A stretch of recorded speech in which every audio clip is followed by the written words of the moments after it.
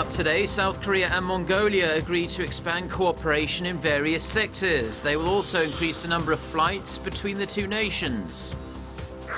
The National Assembly approves more than 130 bills at its final plenary session. The government and Korea's three major parties will discuss key economic issues later today. First, terror fears over the plane that crashed into the Mediterranean. The EgyptAir jet made two sharp turns before plunging into the sea. Cairo says terrorism is more likely than technical failure. Stay tuned for these stories and more.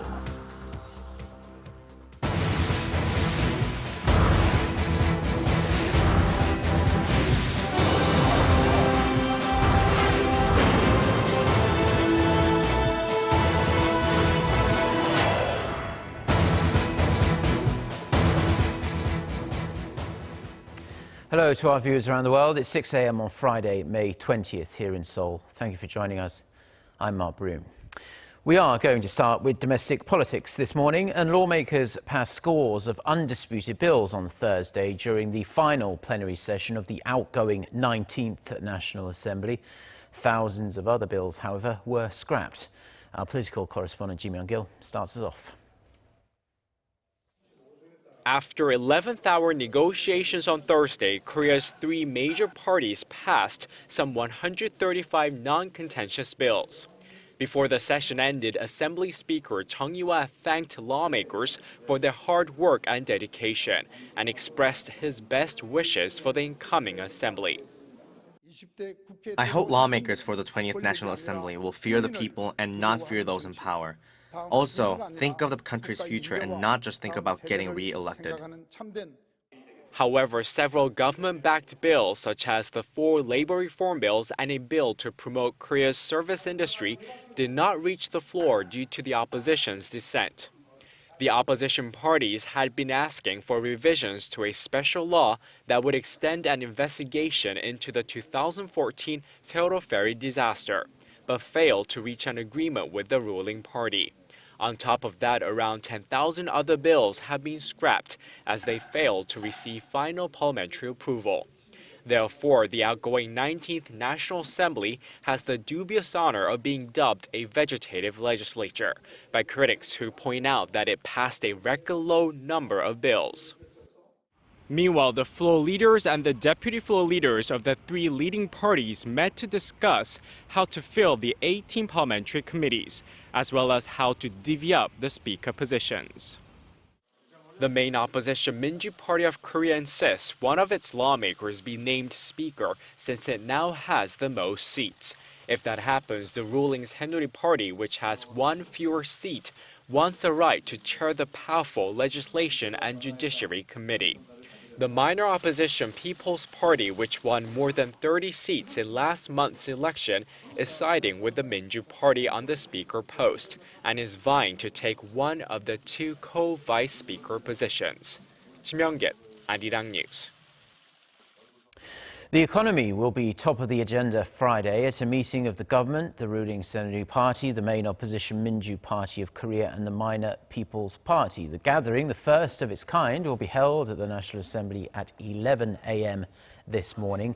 The chief policymakers of the parties and Finance Minister Yoo Il-ho will address pending economic issues along with future mid to long-range tasks to improve the people's livelihoods. They will also seek ways to successfully restructure struggling corporations like the nation's big three shipbuilders. The rival parties will also tackle controversial issues like the labour reform bill and a plan to introduce a performance-based pay system at public firms. Earlier, the chief policymakers issued a joint statement saying they hope to promote a smooth start to the 20th National Assembly by faithfully working together on key economic issues. President Park Geun-hye held summit talks on Thursday with the visiting Mongolian president. They signed deals to boost economic cooperation and people-to-people exchanges between the two countries. The Mongolian leader also confirmed where his country stands on North Korea issues. Our presidential office correspondent Song Ji-sun with this report. President Park Geun-hye sat down with her Mongolian counterpart, Chayagin El-Dort, on Thursday for a summit aimed at upgrading their bilateral relations. First, the two leaders agreed to expand people-to-people exchanges by increasing flights between the two countries. Occupancy currently tops 90% in peak seasons, as the number of flights has not increased over a dozen years. But ahead of its launch of a new airport in 2018, Mongolia will allow more carriers to fly the Incheon-Ulaanbaatar route, in addition to launching a Busan-Ulaanbaatar route this summer. The two leaders also signed MOUs on construction and urban development, through which Seoul exports its smart city model. In addition to traditional fields of cooperation in infrastructure, energy, and environment, Mongolia also showed interest in Seoul's creative economy model. President Park and Elbek-Dorj also discussed North Korea's nuclear issue, in which Mongolia supported Seoul's drive to denuclearize Pyongyang and called on North Korea to comply with international sanctions.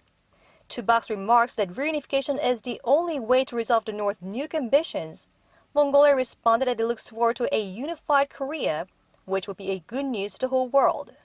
송지선, Arirang News. Switzerland has joined global efforts to tighten sanctions on North Korea for its nuclear and missile provocations. The European country's measures include freezing and closing North Korea-related Swiss bank accounts.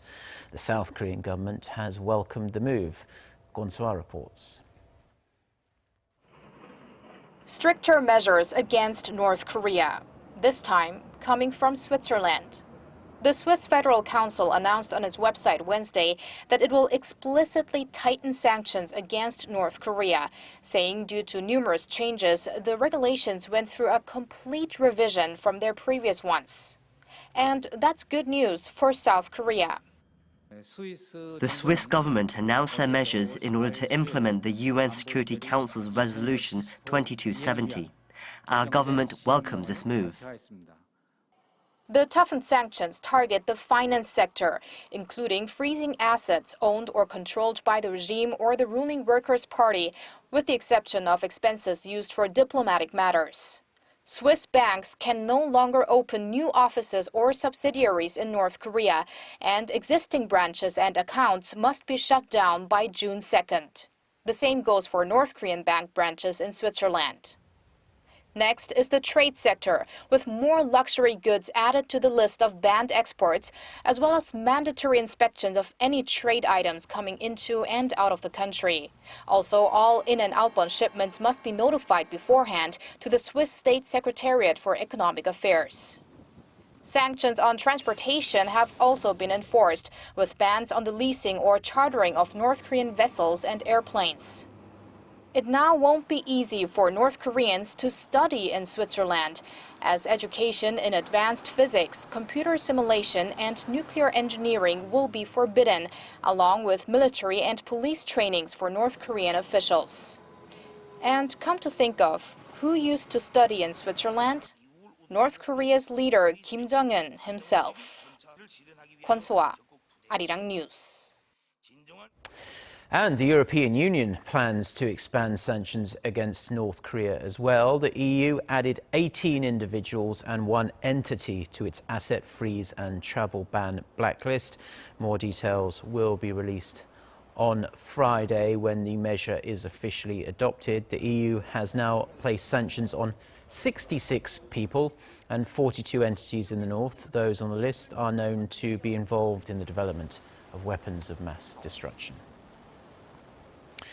Egypt says Greek authorities have found floating material likely to be from the EgyptAir jet that disappeared from radar on Thursday. Greek defense sources have reportedly found pieces of plastic and two life jackets in the Mediterranean Sea, some 370 kilometers south of Crete.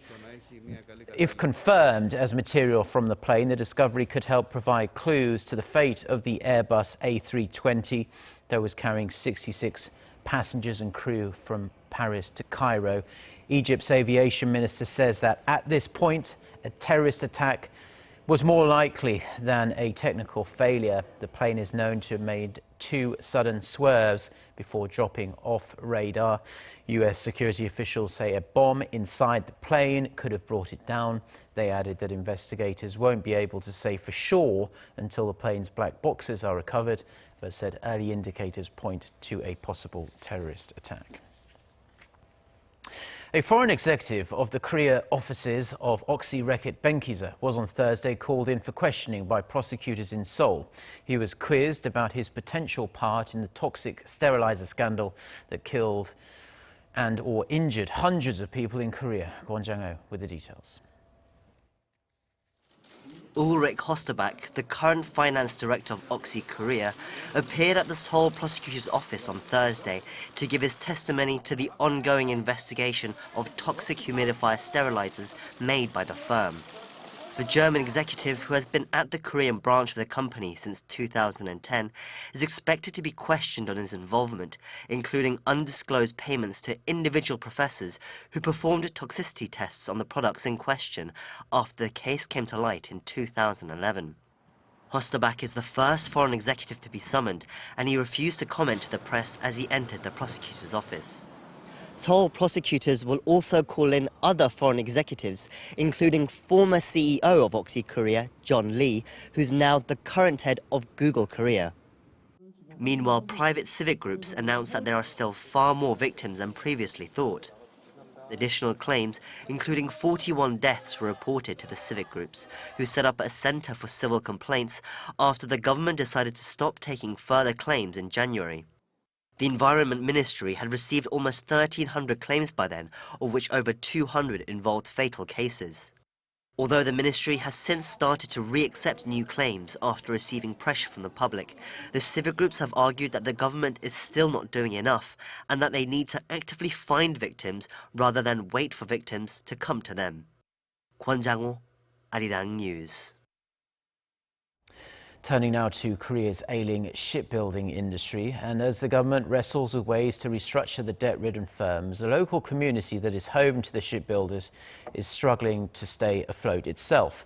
In the first of a two-part series of reports, our Shin Se-min travelled to Geoje in Korea's southeast to see how the city is coping with its new reality. It used to be a city, proud to be called the home of leading shipbuilders, but now it's slowly losing its vibrance. Geoje is known as the base of two of Korea's big three shipbuilders, Daewoo Shipbuilding and Marine Engineering and Samsung Heavy Industries, which are part of a pack that once controlled nearly 70% of the world's market share. But now, the entire shipbuilding industry is faced with an inevitable fate of downsizing owing to slumping oil prices and slowing global demand. The leading shipbuilders racked up collective losses of nearly $7.5 billion last year, and new orders slumped to their lowest levels in 11 years in February. Making matters worse, the spillover is starting to directly affect the local economy. Neighboring shops and restaurants that largely cater to workers from the industry are starting to close shop due to a steep slide in business. Sales have dropped by 1/3 in the first quarter of this year compared to the previous quarter. I no longer see men and women in uniforms hanging out after work. The property market is no different. Contrary to a bump of nearly 2% seen in Korea's overall housing market, prices in Geoje have gone down by 1%. In the recent months, the rental fees of studios near Daewoo Shipbuilding have dropped by 30%. On the labor front, the situation is much worse. Shipbuilders in the city are expected to cut back as many as 20,000 employees this year from their 90,000-strong workforce. Although restructuring is considered a much-needed move to salvage the industry from its rut, a former worker of one of the leading shipbuilding firms says things are not that simple from the eyes of employees. Many of my former colleagues have already left their workplaces, and it's not easy finding an alternative job, especially given the short amount of time we had and the fact that we were high-paid workers. Experts worry that losing large groups of employees with high wages in the process of corporate restructuring will result in a drop in household spending, thereby putting the health of the local economy at greater risk. Shin Se-min, Arirang News, Geoje.